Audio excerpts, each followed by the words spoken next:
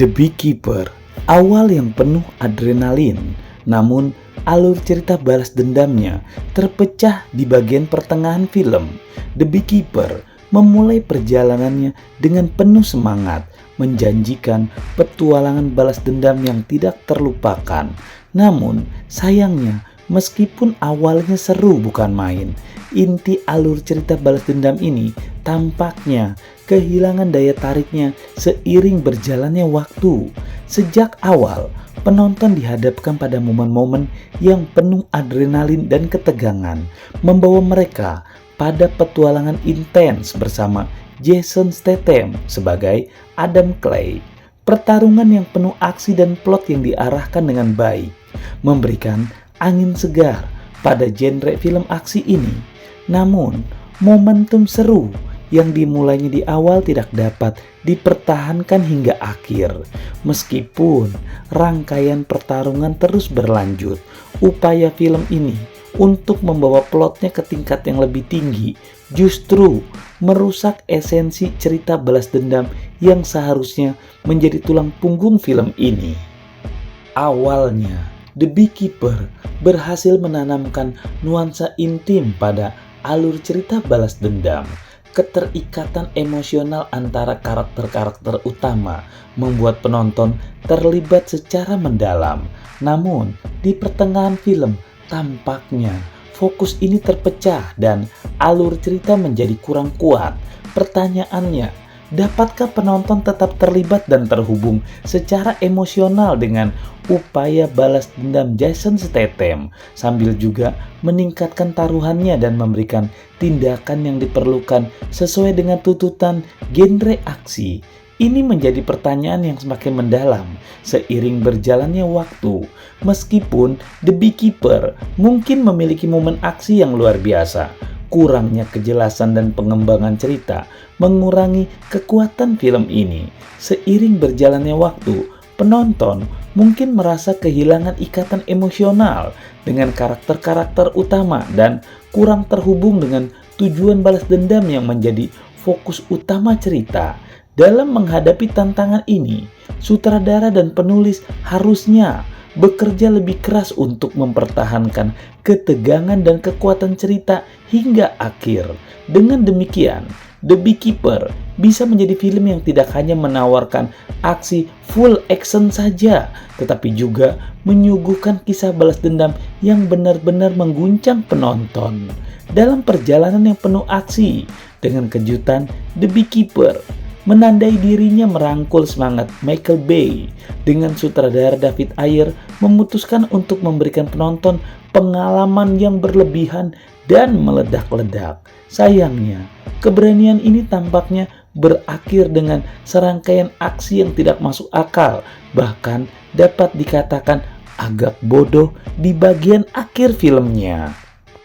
Apa yang dimulai sebagai petualangan balas dendam yang kuat dan memikat, tampaknya tergelincir ke jurang keberlebihan di tangan David Ayer. Pada satu titik tertentu, sutradara ini tampaknya memutuskan untuk melupakan akal sehat dan melibatkan penonton dalam serangkaian aksi yang lebih cocok untuk panggung sirkus daripada film aksi Hollywood. Bagian akhir The Beekeeper memperlihatkan David Ayer memanjakan dirinya dengan kegilaan visual dan mencoba menciptakan kesan dramatis, tapi malah berakhir terkesan agak terlalu berlebihan. Tanpa memberikan terlalu banyak spoiler, bisa dikatakan bahwa beberapa momen terakhir film ini mungkin membuat penonton bertanya-tanya, apakah ini benar-benar perlu ya? Keberanian untuk melakukan aksi berlebihan memang kadang-kadang diperlukan dalam genre film action, tapi keseimbangan antara dramatis dan absurd harus dijaga dengan hati-hati.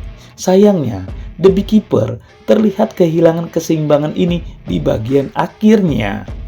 Dengan semua kelebihan dan kekurangan ini, penonton mungkin menemukan diri mereka dalam perjalanan yang kontras, dari adegan-adegan aksi yang spektakuler menjadi momen-momen kebodohan yang membuat kening terangkat. The Beekeeper memberikan pengalaman yang tidak terduga, baik dengan cara yang memuaskan maupun membuat bingung. Sebagai penggemar aksi yang mencari sensasi tanpa batas, penonton mungkin menemukan bagian akhir film ini sebagai puncak petualangan yang menyenangkan. Namun, bagi mereka yang menginginkan akhir yang lebih terarah dan masuk akal, persiapkan mental mungkin diperlukan, karena dalam film The Beekeeper semuanya mungkin terjadi, bahkan jika itu melanggar batasan-batasan kewarasan yang lazim dalam sebuah film action. Hiburannya menyelamatkan meskipun terdapat kekurangan yang real atau nyata. Meskipun terlihat terang-terangan memiliki kekurangan dan gagal membuat penonton terlalu terikat pada karakternya, The Beekeeper tetap menjadi tontonan yang menyenangkan. Walaupun karakternya mungkin kurang mampu membangun ikatan emosional yang kuat dengan penonton, tetapi film ini berhasil mencuri hati dengan elemen-elemen hiburan action yang ditawarkannya. Action yang meledak-ledak, kegilaan visual, dan momen-momen yang disajikan oleh Jason Statham membawa kesenangan tersendiri bagi penonton. Penting untuk mengakui bahwa dalam dunia sinematik tidak semua film harus serius dan penuh dengan makna mendalam. The Beekeeper memberikan pengalaman alternatif yang membuktikan bahwa hiburan ringan juga memiliki tempatnya tersendiri. Film ini menyuguhkan keasikan yang tidak terduga, memberikan ketegangan tanpa harus terlalu membebani pemirsa dengan cerita yang terlalu kompleks dalam era di mana penghargaan sinematik film seringkali diberikan kepada karya-karya ambisius dan serius. The Beekeeper mengingatkan kita bahwa ada keindahan dalam kesederhanaan dan hiburan yang bersifat ringan. Terkadang menikmati petualangan yang menyenangkan tanpa beban moral atau filosofis adalah kebutuhan yang sama pentingnya.